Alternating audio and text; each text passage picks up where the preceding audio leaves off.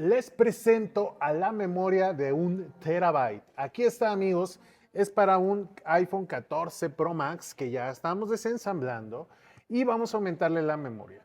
Hemos subido mucha información al respecto. En resumen, les comento que la memoria NAND, la memoria física, por así decirlo, nos ayuda para tener todas las aplicaciones que necesitamos dentro del equipo. Y el iCloud, que es también una nube de almacenamiento, esto nos va a ayudar para almacenar todas las imágenes y las fotografías. Pero si tú tienes 128 de memoria, te recomiendo aumentarla.